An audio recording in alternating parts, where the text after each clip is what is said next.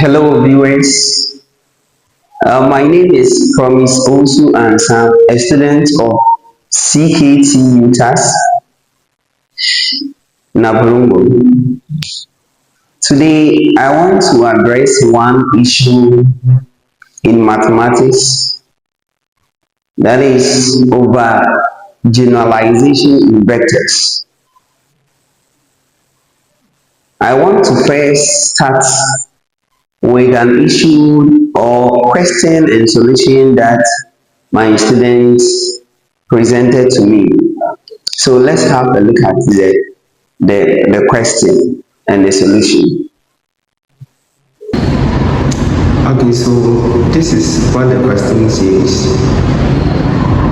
Find the dot product of A that is equal to 2, 4, -1 and B equal to 3, 0, 1. So this is talking about two vectors. Now let's look at the solution that he provided. Now let us take a look at the solution that he provided. He said A dot B, that is the dot product, so is equal to the dots, the vector of A dot the vector of B. Now he used the members in the vector A to multiply through the members in vector B. So let's have a look at it. The first one is 2 is multiplying all members in B, 4 is multiplying all members in B, and -1 is multiplying all members in what? B. Now the next one is that when you multiply the 2 by the 3 to get 6, 2 by 0, 2 dot 0 is 0, and 2 dot 1 is what? 2. Now to go to the next one, that is multiplying 4 throughout. Yes, so the 4 throughout is also giving 12, 0, and what? 4. Now to -1 multiplying or multiplying the 1 throughout. Yes, so writing the negative outside, he wrote the negative outside and multiplying the 1 through to get 3, 0, and 1. So let's know how to address this issue. What is the problem of the student? The student, it may be that the students don't have any idea about dot product, but he was using a procedure that he has learnt already, some method that he knew that he wanted to apply to do that. And I think we all understand that what he has solved, there is a big mistake in it. It is wrong.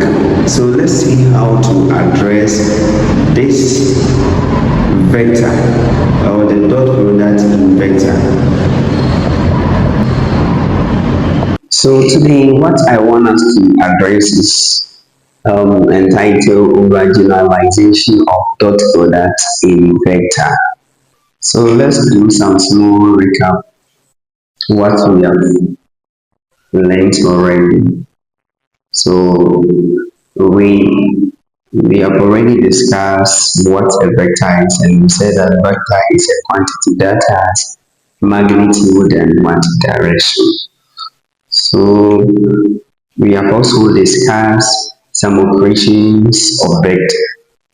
So under algebraic method, we have discussed addition, and in a summary we said that if B is equal to 2, 4 and W is 0, 3, then B plus W will be 2 plus 0 and then 4 plus 3. That is going to give us 2 and 7. Now subtraction also goes in this way. If v is equal to 4, 8 and w is 2, 3, then v minus w is equal to the 4 minus 2, 8 minus 3, and it is equal to 2 and what? 5. Now we are going to discuss about multiplication. So another operation that is very important, and this is where our concern is. Alright, so now we want to move on to the vector dot product. But first, let's try to analyze what was wrong in the student solution. So what I realized is that the student was trying to apply expansion. Yes, applying expansion, and under expansion, having to component in different brackets. We use one of the group to be as a scalar to the other group. So like A plus B times C times C plus D. So the A will multiply throughout the C and the D, and plus the B will multiply through, or they are going to be a scalar to that of the other group. But to address to this issue, this is the way of solving vector dot product. Now, let's go steps to find dot product and using the component method. The first one is identify the components. So you have to be able to know the components. So for example, here we have the A, vector A, and the components are x1 and x2. Under the vector B2, we have the component of y1 and y2. They are the components. Now, the next step to do is that multiply corresponding components. So, for here, we have x1. So, x1 will look for y1 and multiply. So, under the dot product of A and b, so a dot b is equal to the x1 multiplying the y1 plus the y2 multiplies the x2 multiplying the y2. So the next thing is to add the product. So when you solve the product of x1 and y1, and then x2 dot y2, you add them to get a scalar. So the dot product is a scalar. You have to get a scalar. You have to get a number. So for example, quick, if A is equal to 2, 4, negative 1, and B is equal to 2, 4, 0. Now the solution will be A dot B. So first, you have to multiply the corresponding component. So 2 will multiply the other 2 in the vector B. Now plus 4 here in vector A will multiply the 4 in vector B.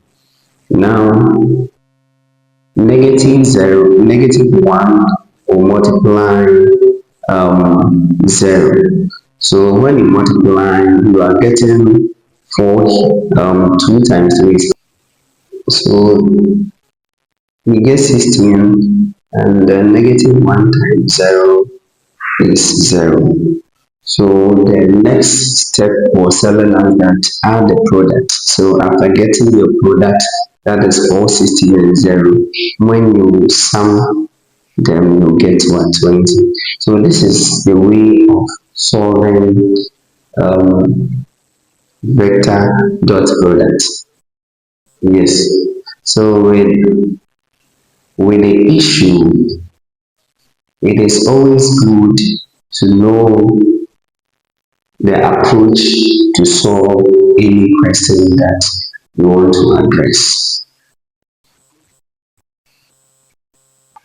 Alright, so now we are able to address the issue of the dot products. Yes, the overgeneralization of dot products in vector. So we don't just pick the expansion way to solve the dot product in vectors. Yes, the dot product is multiplication, but it is having its special way of solving.